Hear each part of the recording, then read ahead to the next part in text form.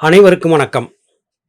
நாம் 11 சித்தர்களிலே மிகப்பெரிய பெயர் பெற்றவரும் தந்திரசாலியுமாகிய எடைக்காட்டு சித்தர் பாடி அருளிய துல்லியமான ஞான கருத்துக்கள் பொதிந்த பாடல்களை வாசித்துக் கொண்டிருக்கிறோம். இன்றைய பதிவிலே நாம் நினைத்துக்கூட பார்க்க முடியாத பல அதிசய கருத்துக்களை எடைக்காடர் சொல்ல கேட்க இருக்கிறோம். இருவினையாம் மாடுகளை ஏகவிடு கோனே, என் இடங்கு மடமாடு ஒன்றை அடக்கிவிடு கோனே. இருவினை நல்வினை தீவினை, இந்த இரண்டு காரணமாகவே பிறவிகள் ஏற்பட்டு கொண்டே இருக்கின்றன. பிறவி அற்ற நிலை அல்லது இரவா நிலை என்கிற எதையாவது அடைய வேண்டும் என்றால் இருவினைகள் முற்றுமுதலாக நீங்கியாக வேண்டும். ஒரு காரியத்தை செய்து நான் புண்ணியம் சேர்த்தேன் என்று கருதினால் அது புண்ணியமாக நல்வினையாக ஆன்மாவிலே பதிவு செய்யப்படும்.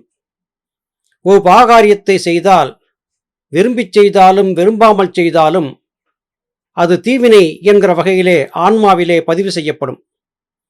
இந்த இரண்டு வினைகளும் அடங்காத காட்டு மாடுகளைப் போல ஆன்மாவை அலைக்கழித்துக் கொண்டிருக்கின்றன. இந்த இரண்டு வினைகளையும் நீக்காத வகையில் பிறவிகள் ஏற்படுவதிலிருந்து தப்பிக்கவே முடியாது. ஒருவர் யோக சாதன பயிற்சியிலே ஈடுபட்டு பல மணி நேரம் பயிற்சி செய்யக்கூடியவராக இருக்கலாம். தான தர்ம காரியங்களை செய்யக்கூடியவராக இருக்கலாம். யாராக இருந்தாலும் நல்வினை தீவினை என்கிற இந்த இரண்டையும் அனுபவித்து தொலைத்தாக வேண்டும். ஒரு நல்லது செய்தாலும் அதை அனுபவிக்க பிறந்தாக வேண்டும்.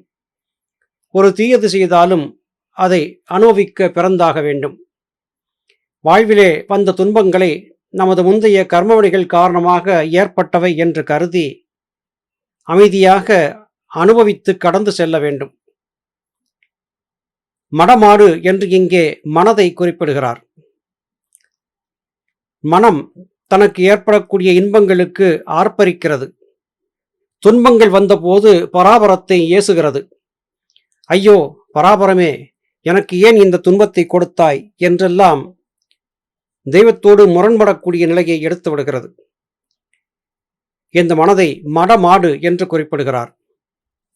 அறிவற்ற மாடு என்று ஏசுகிறார்.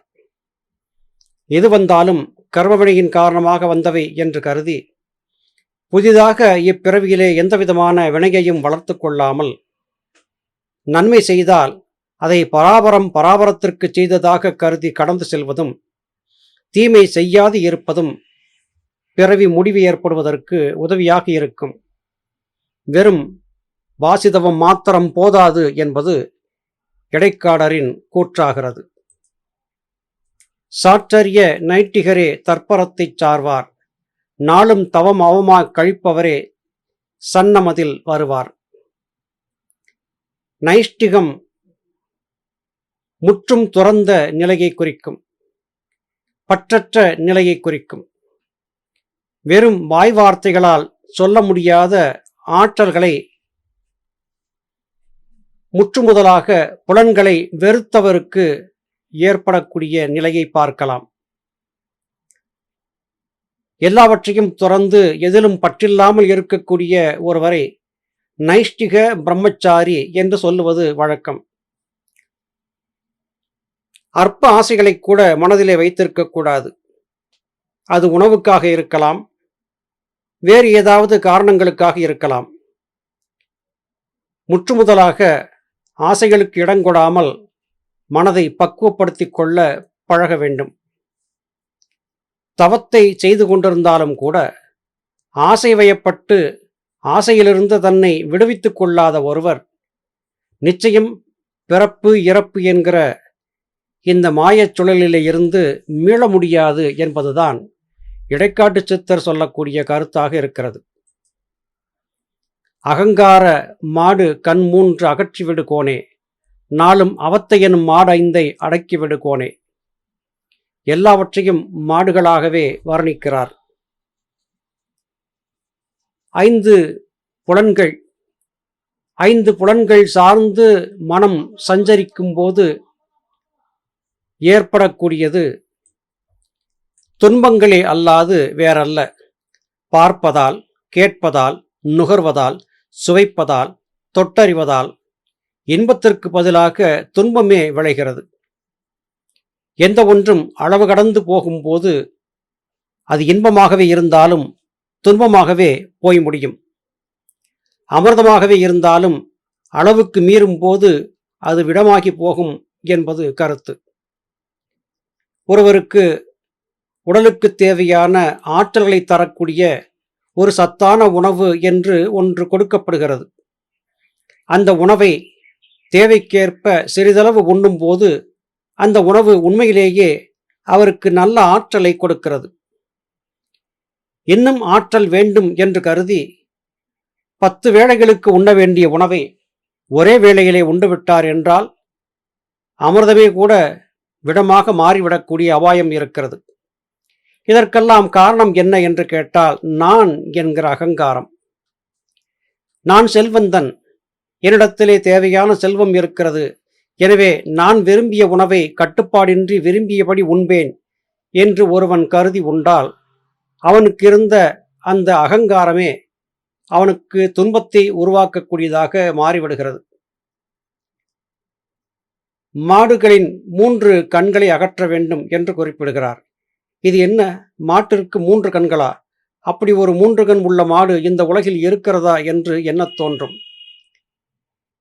இந்த 3 கண் உடைய அகங்கார மாடு எது என்று கேட்டால் அது சிவசக்தியாகிய வாயுதான். சிவசக்தியாகிய வாயுவே மனம், புத்தி, சித்தம், அகங்காரம் என்கிற 4ஆக சலித்திருக்கிறது.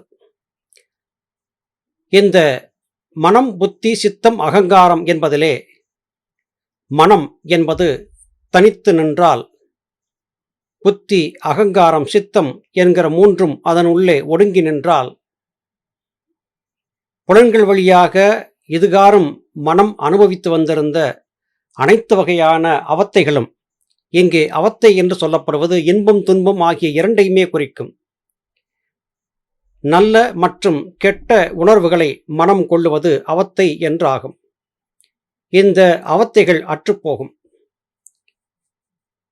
5 புலன்கள் வழியாகவே மனம் இத்தனையையும் செய்து கொண்டிருக்கிறது. மனதை வயப்படுத்துவதற்கு ஏதாவது ஒரு தந்திரத்தை பயன்படுத்தி புலன்கள் வழியே சலிப்பதை தடுத்து நிறுத்த வேண்டும் என்று இடைக்காட்டு சித்தர் இங்கே குறிப்பிடுகிறார். ஒரு மலத்தன் என்னும் மாட்டை ஒதுக்கி கட்டு கோனே, மிக உடன் உறையும் இருமலம் தன்னையும் ஓட்டிக் கட்டு கோனே. ஆணவம், கண்மம், மாயை என்கிற 3 மலங்கள், 3 அழுக்குகள் என்று ஞானிகள் குறிப்பிடுகிறார்கள். அதிலே ஆணவம் என்பது அகங்காரத்தை குறிக்கிறது. நான் என்கிற எண்ணம்தான் எல்லா வகையான துன்பங்களுக்கும் காரணமாகிறது. ஆணவம் என்பது அற்றுவிட்டால் கண்மம் மற்றும் மாயை ஆகிய மற்ற 2 விகாரங்களும் தாமே அழிந்து போகும். மனிதன் தன் வாழ்நாளிலே புலன்கள் சார்ந்து எத்தனையோ காரியங்களை செய்கிறான். ஆனால் நான் என்ற உணர்வற்று அவன் இருக்கும்போது புலன்கள் சார்ந்து யாதொரு காரியத்தையும் செய்ய வேண்டிய அவசியமில்லாதாகிறது. இதை அனுபவப்படுத்தி பார்ப்பவருக்கு மாத்திரமே இதன் உண்மை விளங்கும். ஞானிகள், மகான்கள் நான் என்ற உணர்வைத்தான் முதலாவதாக அழித்து ஒழித்தார்கள். தங்களுடைய அனுபவத்தையே சித்தர்கள் இங்கே குறிப்பிடுகிறார்கள். ஆணவம் என்கிற ஒன்றை நீ அடக்கிவிட்டால் கண்மம், மாயை என்கிற மீதியான 2 மலங்களும் தாமே அழிந்து போகும் என்பதே இத்திருப்பாடலின் திரண்ட கருத்தாகும்.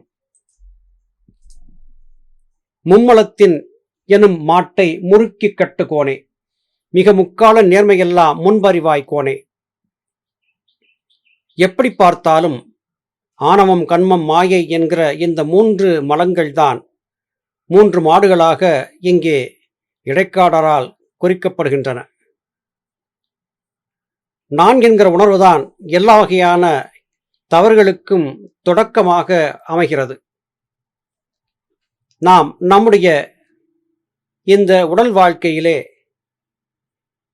எக்காரணத்தைக் கொண்டும் நம்மை அல்லாத பிற உயிர்கள் மீது வஞ்சத்தை, துன்பத்தை செலுத்த முற்படக்கூடாது. நான் மனிதன், எல்லா உயிர்களையும் அழிப்பதற்கும் ஒழிப்பதற்கும் கொல்வதற்கும் எனக்கு உரிமை உண்டு என்று கருதி எல்லாவற்றையும் உண்பதற்காகவே கொன்று காரியம் செய்து கொண்டிருக்கக்கூடிய மனிதன் தன் குற்றங்களை உணராது இருக்கிறான். மனித பிறவி என்பது சற்றேறக்குரிய பராபரத்தின் ஆற்றலுக்கு இணையான பிறவி. மனிதனுக்கு எல்லா வகையான ஆற்றல்களையும் பராபரம் கொடுத்திருக்கிறது. தன்னைப் போலவே பராபரம் ஒவ்வொரு படைப்பாக படைத்து பார்த்து இறுதியில் மனிதனை படைத்தது. தன்னைப் போலவே இருந்து சகலத்தையும் செய்வான் என்று கருதி பராபரம் அனுப்பி வைத்த மனிதன் தன்னுடைய எண்ணத்திற்கு புறம்பாக தன்னால் படைக்கப்பட்ட ஏனைய உயிர்களையெல்லாம் வதைப்பதை பராபரம் விரும்புவதில்லை. அது காரணமாக தொடர்ந்து பல தண்டனைகளை கொடுப்பதற்கும் பராபரம் தயங்குவதில்லை. ஏன், மானுடப் பிறவியிலே மிகப்பெரிய கொடிய தவறுகளை செய்துவிட்டால் மறுபடியும் புல்லாக, பூடாக, புழுவாக, மரமாக பிறந்து வரவேண்டிய நிலைக்கு தள்ளப்படலாம். மறுபடியும் அப்படிப்பட்ட கீழான பிறவியை எடுத்துவிட்டால் திரும்பவும் மனித பிறவி கிடைப்பதற்கு எத்தனை யுகங்கள் ஆகுமோ தெரியாது. இப்பிறவியிலேயே நம்முடைய தவறுகளை உணர்ந்து நேர்வழி நடக்க பழக வேண்டும். இதைத்தான் இத்திருப்பாடல் மூலமாக இடைக்காட்டு சித்தர் நமக்கு சொல்லித் தருகிறார். மீண்டும் அடுத்த பதிவிலே சந்திப்போம். அதுவரையிலும் நன்றி, வணக்கம்.